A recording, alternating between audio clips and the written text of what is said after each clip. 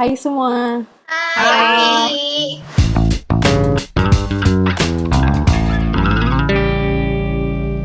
Len, gue mau bertanya dong. Gue bosan aja di rumah. Bosen banget, gila. Iya, terus mana gak bisa syuting Kitchenology juga kan? Iya, sayang banget. Tapi gue tetap mau ngasih enthusiast tips and tricks sih. Gimana caranya nyimpen bahan makanan agar tetap awet di saat pandemi kayak gini. At least tuh gue belanja maksimum seminggu sekali. Memang kita mesti beli bahan yang bisa disimpan lama. Gue itu selalu stok sayuran hijau. Kayak di video gue tunjukin baby sawi hijau sama kailan yang baru gue beli itu sekitar Sabtu minggu lalu gitu. Jadi kayak it's almost a week. Cuman karena disimpannya benar, jadi masih seger tuh sampai sekarang. Jadi kalau misalnya sayuran hijau, biasanya gue simpan di dalam kantong plastik gitu. Cuman kantong plastiknya tuh ada lubang-lubangnya gitu, Ki. Soalnya kan kalau misalnya di kulkas itu dingin ya, jadi kalau misalnya dia di dalam kantong plastik suka ada embun gitu loh yang jadi air. Nah kalau misalnya airnya itu terlalu banyak, sayuran lo tuh cepet busuk. Itu gue wrap lagi si sayurannya pakai paper towel gitu, kitchen towel gitu, jadi kayak tisu yang agak tebel gitu. Gue lilit sayurannya, terus baru gue masukin ke dalam kantong plastiknya lagi. Tetap bikin si sayurnya moist, tapi moistnya tidak berlebihan yang bikin dia cepet busuk gitu. Itu kan sayuran hijau. Kalau buat nyimpan bawang gimana tuh? Jadi ada dua. Kalau misalnya bawangnya itu pas gue beli dalam keadaan utuh berkulit, itu gue cuma taruh di wadah keranjang gitu yang ada berlubang-lubang gitu, ada ventilasinya. Gue gelar aja di situ bawang merah, bawang putih, bawang bombay. Si lubang-lubangnya itu tuh kasih kayak air circulation gitu loh, Ki. Jadi bawang lu tuh nggak lembab, terus nggak cepet busuk, nggak cepet bertunas. Jadi biasanya kayak seminggu sekali tuh gue kupas tuh beberapa butir bawang, pokoknya yang cukup buat masak sekitar 1 minggu sampai 2 minggu lah. Terus gue simpen di wadah plastik gitu yang ada tutupnya. Udah gue simpen di kulkas. Itu emang bisa tahan 2 mingguan kalau misalnya udah dikupas. Tapi kalau misalnya yang belum dikupas dan digelar gitu aja, itu tuh tahan sampai sebulan, Ki. Jadi lu nggak usah bolak-balik ke pasar beli bawang. Terus ada tips lagi nggak? Selain bawang kan ada bumbu cabai tuh. Soalnya kan kayak cabai penyelamat banget kalau misalnya kayak lu kurang selera makan gitu. Nah biasanya kalau misalnya cabai, mau cabai rawit, cabai merah gede, cabai keriting, itu biasanya gue simpan di dalam sama wadah plastik juga kayak yang biasa gue simpan buat bawang. Terus gue tutup yang rapet sama gue masukin ke dalam kulkas. Nah kalau kayak gitu tuh gue bisa tahan kayak sekitar 2 minggu sampai 3 minggu gitu. Kalau misalnya nih, kan banyak teman-teman kita tuh yang tinggal di kosan. Lo ada tips buat nyimpan sayuran, tapi di kosan, yang dimana di kosan itu nggak ada kulkas. Aku yakin anak kantor kita, Ning, pasti mencobanya hal ini di rumah sekarang. Ning, gimana kehidupan lo di kosan sendirian? Nah, sejak karantina sendiri di kosan, kebiasaan masak-masak di kantor, gue pindahin ke sini. Lo kalau di kosan tuh gimana nih? Nyimpan bahan makanan segar gitu? Gue ngakalinnya, karena space kamar juga nggak terlalu besar, jadi kalau mau dimasukin ke ember, terlalu makan space. Jadi gue punya pot-pot kecil kalau pernah tahu yang buat di meja.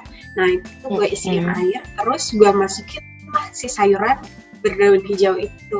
Terus tips yang kedua, simpan di ruangan yang dingin. Jadi kalau kamar lo ber-AC, beruntung tuh karena sayuran lo mungkin akan relatif lebih awet dibanding kamar-kamar yang nggak ber-AC. Kalau tips untuk makanan awet segar gimana nih? Sebenarnya relatif mudah nyimpannya.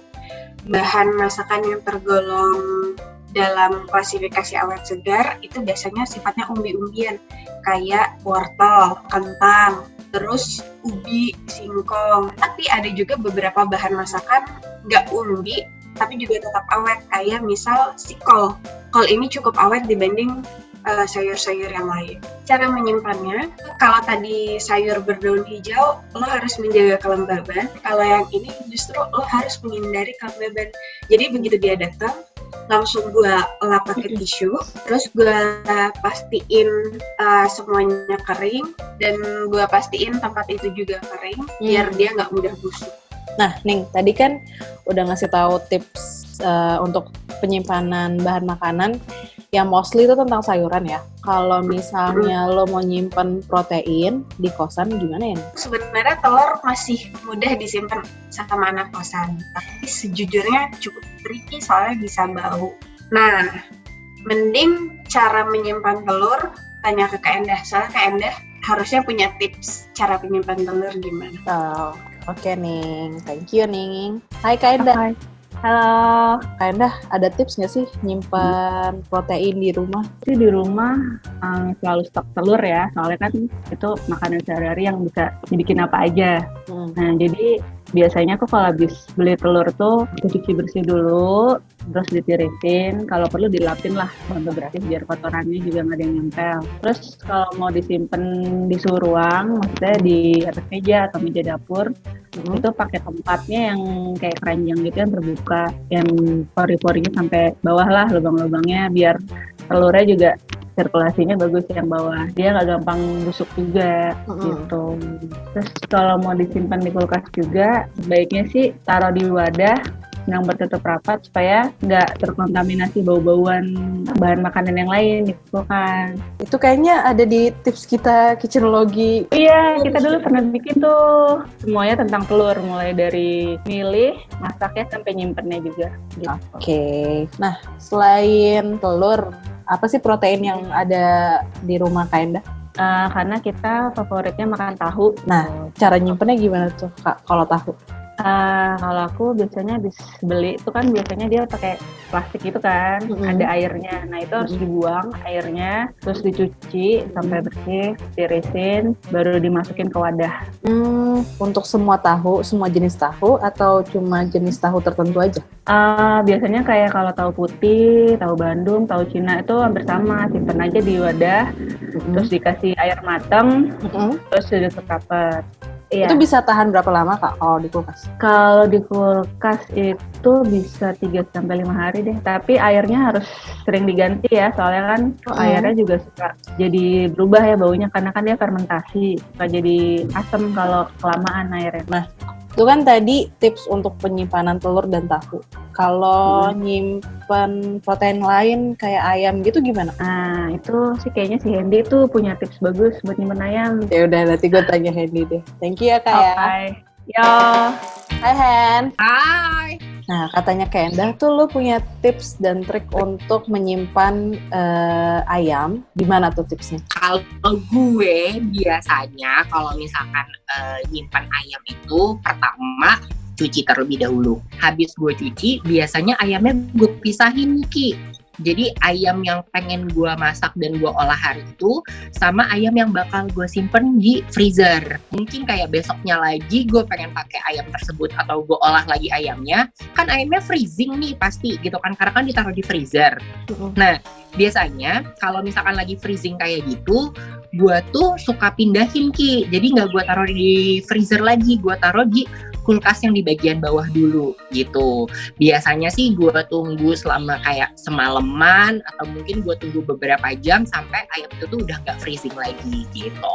Ada lagi tipsnya sebenarnya kalau misalkan pengen cepat-cepat masak gitu kan, terus potongan ayam yang nanti pengen gue masak itu gue taruh ke dalam plastik, terus kemudian plastiknya gue rendam di dalam air Ki. Biasanya gue tuh pakai air hangat tapi yang nggak terlalu hangat juga, yang hangat-hangat gitu loh Ki. Oh oke. Ya udah kalau gitu, thank you ya Hen, tips and triknya. Yes, thank you. Cik. Oi. By the way nih Cik, kan kita nggak bisa syuting kitchenologi. Jadi dari tadi tuh gue nelfonin teman-teman satu-satu buat nanya gimana sih cara mereka nyimpen bahan makanan di rumah selama pandemik ini. Nah kalau diri sendiri punya tips nggak untuk nyimpen bahan makanan di rumah selama pandemi ini? Nah pas banget, aku tuh bisa dibilang lumayan rutin mengkonsumsi buah. Jadi selalu ada buah di tempat aku, belum ada kulkas. Jadi aku biasanya beli buah yang memang lumayan awet, tanpa harus masuk kulkas. Jenis apa tuh buahnya? Biasanya aku kayak pisang, pepaya, terus kayak jambu. Terus cara penyimpanannya kayak gimana, Ci? Aku biasanya nge-mix nih buah yang udah matang sama yang masih mengkel, Kak. Karena kan kalau misalnya mengkel belum matang-matang banget, bisa kan bertahannya sampai agak panjangan gitu kan ya. Jadi aku biasanya sih belinya yang agak mengkel dulu sama yang udah matang kayak gitu. Terutama pisang ya. Pisang tuh ada 2 cara sih sebenarnya untuk bikin dia awet. Bongkolnya itu ada yang ditutupin pakai plastik, tapi biasanya kalau aku digantung bener-bener kayak yang di tukang buah.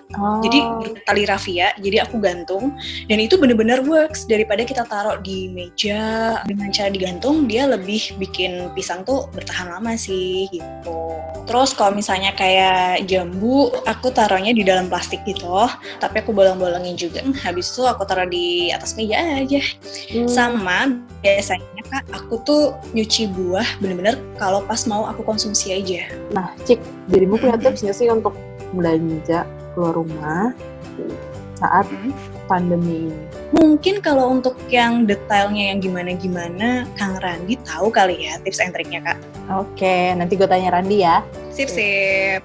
Thank you, Cik. Yuk. Nah, Ran, jadi itu teman-teman kita udah ngasih tahu tips dan trik penyimpanan bahan selama pandemi COVID-19 ini. Kalau misalnya lo sendiri punya tips and trik nggak? Karena lagi masa pandemik ini, biasanya gue menjadwalkan belanja nggak sesering mungkin. Jadi sebelum gue belanja itu, gue udah tahu kira-kira gue akan belanja buat seenggaknya buat 2 minggu ke depan, Ki. Gue tuh kemarin sempat nonton ada video yang viral, namanya ada dokter dari Amerika gitu, namanya Jeffrey Van Wingen.